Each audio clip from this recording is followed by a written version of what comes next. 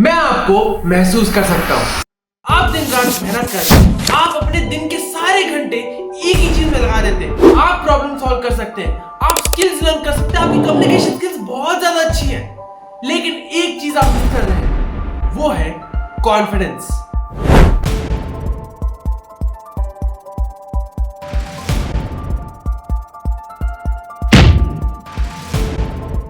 ये कॉन्फिडेंस एक mental game है। अभी ये सोचो, एग्जाम के दिन एग्जाम हॉल में जाने से पहले ही आपकी हार हो जाए, या फिर कैमरा को फेस करने से पहले ही आप इतने अंडर कॉन्फिडेंट फील करते हो, या फिर आपका द मोस्ट इंपॉर्टेंट डे आपको डराता है, तो आपकी सारी स्ट्रेटेजीज और मेहनत सारी कोलैप्स हो सकती है। कॉन्फिडेंस वो चिड़िया नहीं है जो 1 या 2 दिन ही रहती है, लेकिन कॉन्फिडेंस आने में बहुत मेहनत और बहुत समय भी लगता है। तो मेरा पहला सजेशन, प्रैक्टिस एंड ग्राइंड।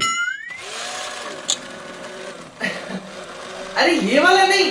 बहुत बार ऐसा होता है कि किसी भी इंसान के पास कोई ना कोई वीकनेस जरूर होती है, भले उसकी कम्युनिकेशन हो, भले उसकी स्किल्स हो, भले उसका बिहेवियर क्यों ना हो, और भले कुछ भी। और इसका बेस्ट तरीका है कि अपने वीकनेस पर जीत हासिल करना। सही है ना? अभी मान लो आप एक जॉब के लिए अप्लाई करते हो और पहला राउंड आपने क्लियर कर लिया, जो है टेस्ट राउंड। अभी दूसरा राउंड है जीडी राउंड, जिसमें शायद से 2 या 3 पैनल बैठते हैं और आपको एक टॉपिक देते हैं जिससे कि आप आपस में डिस्कस कर सके। अभी मैं आपको एक सिनेरियो देता हूँ जिसमें इंटरव्यू के लिए बहुत सारे लोग सेलेक्ट हुए और उनमें से एक गांव देहात से आता है जिसकी कम्युनिकेशन स्किल्स ज्यादा अच्छी नहीं है, पर फिर भी 3-4 महीने से बहुत मेहनत किया है, अपने दोस्तों के साथ मेहनत किया है, अपनी फैमिली के साथ मेहनत किया है, और वो भी शीशे के सामने जाकर पूरी प्रैक्टिस की है, जिससे कि ये जीडी राउंड या फिर कोई भी इंटरव्यू राउंड के लिए बहुत अच्छी तरीके से प्रिपेयर हो सके। अभी दूसरा है जिसकी कम्युनिकेशन स्किल्स बहुत अच्छी है, उसने डिबेट क्लब में पार्टिसिपेट किया है, उसने थिएटर में पार्टिसिपेट किया है, वो बहुत अच्छा है कम्युनिकेशन के साथ, लेकिन फिर भी जब भी ऐसे एनवायरनमेंट में आता है तो वो हड़बड़ा जाता है, उसकी कम्युनिकेशन या फिर कॉन्फिडेंस ज्यादा अच्छा नहीं होता है। तो सोचिए, कौन इंटरव्यू क्रैक कर पाएगा?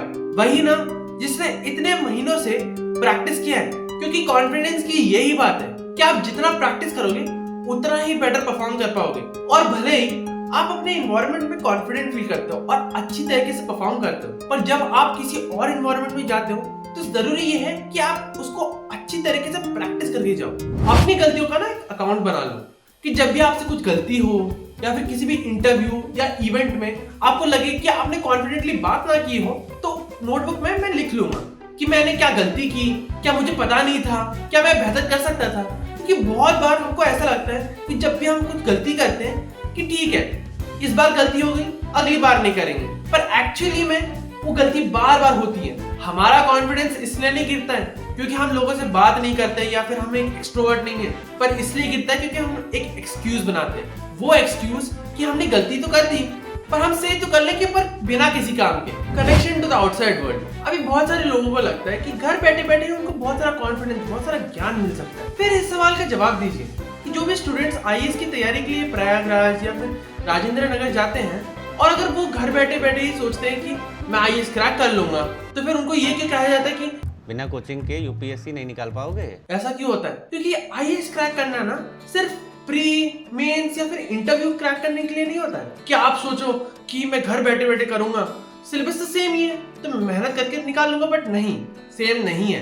क्योंकि जो स्टूडेंट्स हैं राजेंद्र नगर या फिर प्रयागराज में, वो एक दूसरे से बात करके एक दूसरे से पर्सपेक्टिव जानते हैं, एक दूसरे के सोच विचार डिस्कस करते हैं, भले वो गलत हो बट जानने को मिलता है, और उनको ये पता चलता है क्या पिक करना है और क्या नहीं पिक करना है। ओवर थिंकिंग, वो लास्ट मिनट स्प्रिंट। आपको उस टाइम लगता है कि आप एग्जाम में फोड़ने वाले हो, लेकिन दिमाग में कहीं ना कहीं आपको वो डाउट रहता है, वो सेल्फ डाउट रहता है कि कुछ ना कुछ तो छूट ही गया होगा। तो क्लासरूम के बाहर आप पन्ने पलटते हो और देखते हो कुछ छूट तो नहीं गया मुझसे, क्योंकि यूजुअली एग्जाम्स में वही चीज आती है जो हमने रिवाइज नहीं की होती है, और इसीलिए जो भी टैलेंटेड लोग होते हैं ना, अपने पोटेंशियल तक लिव अप नहीं कर पाते। पूरी तरह कॉन्फिडेंट रहने के लिए आपको अपने ऊपर भरोसा रखना पड़ेगा, क्योंकि आखिरी मिनट पर कुछ नहीं होता है। आपने कोटा फैक्ट्री में देखा होगा कि वैभव भागा दौड़ी में अपने सेंटर पहुंचता है और उसका सिलेक्शन भी नहीं होता आईआईटी में।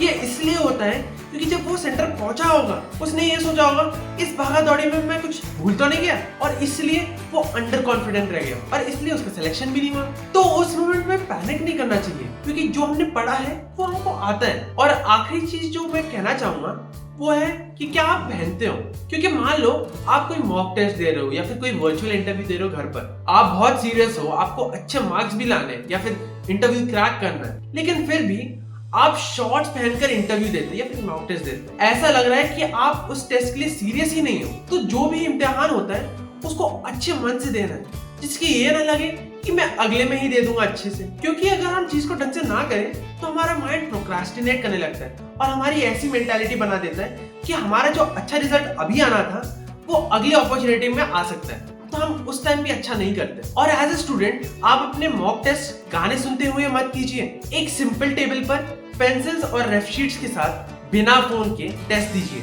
क्योंकि अगर आपका माइंड वो करेक्ट एनवायरनमेंट में बैठ गया तो आपका स्ट्रेस 50% से कम हो जाता है और आपका माइंड कॉन्फिडेंट फील करता है। कॉन्फिडेंस सिर्फ आप ही ला सकते हो और कोई नहीं, और ये सिर्फ प्रैक्टिस से ही आ सकती है। और स्टूडेंट रिलेटेड वीडियोस के लिए सब्सक्राइब करें। मिलते हैं अगले वीडियो में। Signing off.